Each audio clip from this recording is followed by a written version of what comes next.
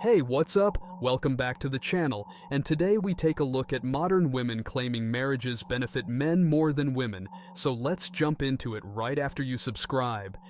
I realize that stitching this comment puts me at risk for getting banned. This video will most likely get banned because the men get so emotional when a woman contradicts them or stands up to them, and they'll probably come after me. But, sir, are you serious? Why are men so upset right now that women won't marry them? Like, seriously, why are they so sad? Why are they so sad that women are choosing to be single? We know why. Because they get benefits from marriage. If you're interested, if you seriously want to educate yourself, go to scholar.google.com and just type in marriage benefits for men versus women. And you will find a bazillion articles about how married men fare much better than married women, and also married men fare much better than single women. But I do want to give a little anecdotal evidence for, I know, anecdotes don't really mean anything, but I work in geriatrics, and I see men coming into rehab and into the nursing home who have been married, are married, who've been divorced, and who've been single their entire lives. And the worst of all those men, that they don't know how to take care of themselves, they're in very poor health, and they die early. That's statistically true. They die early. Men get benefits from marriage. She is talking about how men are paying 90% of the alimonies to women, men going into depression because they are alone and can't see their kids if they want to, men deleting themselves because their wives constantly cheat on them and then get rewarded for it.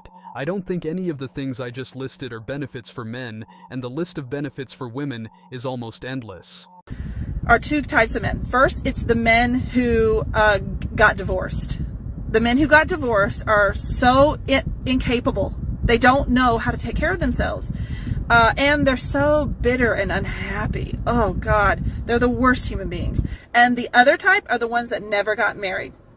Now, I will make an exception because I have had several men who never got married, but they were in long-term relationships with other men. So in those cases, those guys seemed pretty okay. But it's always the men who just never could get a woman. And those men never grew up. They come to the nursing home early. They're usually coming in their early 70s versus their early or late 80s.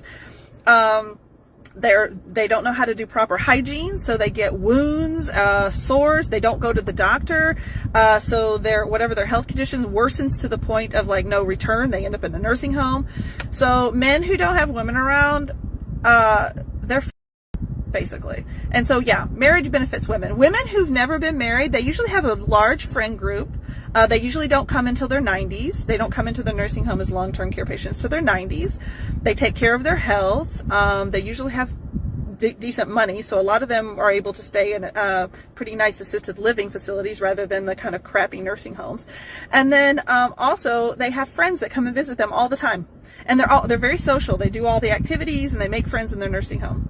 So yes, marriage benefits. It's funny as to how she fails to mention that almost 70% of men in those nursing homes are married, and it's the women who fill almost 70% of these nursing homes, of which almost 50% women are married, and also her claim of old women being more financially stable than old men is false.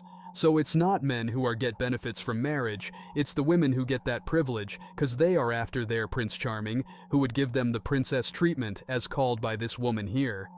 3 super easy ways to impress a girl on the first date that you might not have thought about. Number 1, order for her. And by this I don't mean choose her food, but ask her what she wants, and then when the waitress comes, order yours, and then also tell the waitress what she wants as well. That way you're ordering both meals for the table and the girl can just sit there, rest, and feel like a princess. Number 2, say don't rush a lot if she's finishing eating or if she needs to go to the bathroom. When she tells you that she needs to do something, just say, oh, don't rush, no problem. Just reassure her that she can take all the time she needs. This will put her at ease and make her feel safe and secure around you.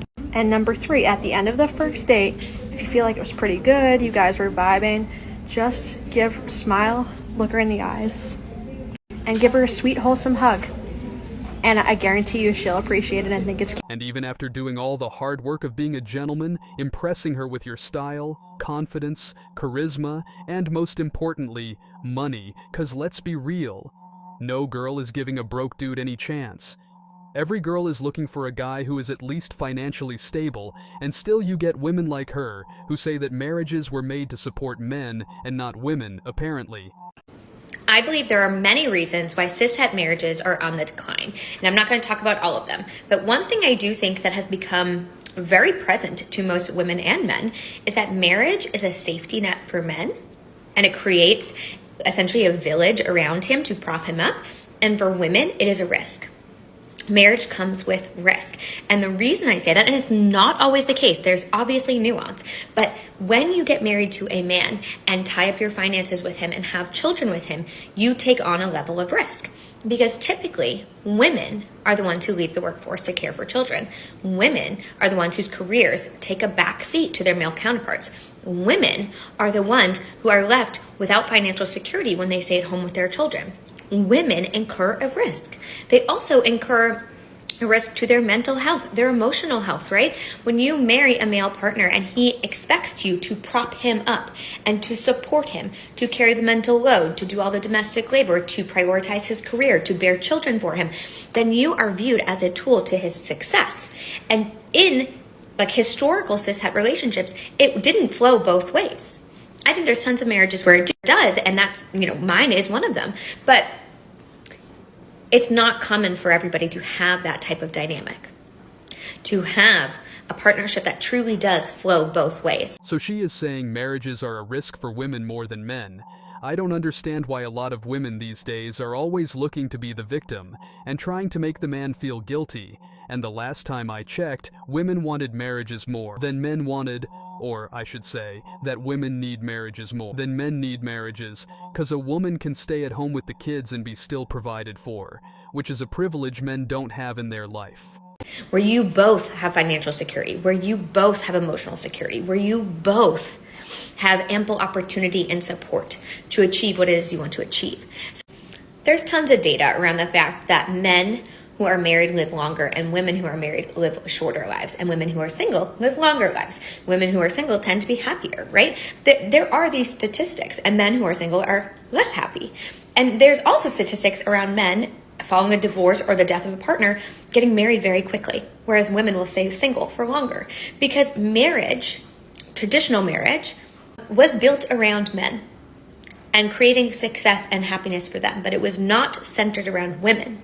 And so they are less happy in traditional marriages. And so that is why I talk so much about finding equity in a relationship. That is why I advocate for women to always have some sort of social safety nets around them, because marriage does come with risk. And that might sound negative, but I believe in the institution of marriage if it works for you and your partner. I am obviously married, but I do think it comes with a risk. I have taken more hits to my career and to my mental health becoming a parent and a wife than I believe my partner has. And that's not his fault, but I think that is societal. It is, our world is built for and about and in support of men. And marriage is a part of that. Okay, so I have a theory on why I think it's easier for men to date than for women. And it's very simple. It's because men have a lot more options and a lot better of options abundantly. Like, think about it. If a guy walks into a bar, the chances of him meeting a cool girl that he could potentially date are a lot higher than a girl walking into a bar and meeting a guy that she could potentially see herself dating. And that's just because men, the general population, has a lot higher creeper to cool ratio. And I'm not saying that there's not men that aren't creepy. There's a lot of men that aren't creepy, but they're just sometimes harder to find. Like, think about it. What do you need in a relationship? You need a girl that you can have fun with, you can talk to, that will be emotionally understanding. And those traits are a lot easier to find in women than they are in men. And I think this is also why you'll see girls get out of like 4-year relationships and not date for the next 4 years, but men will get out of a 4-year relationship and get into another serious relationship within the year.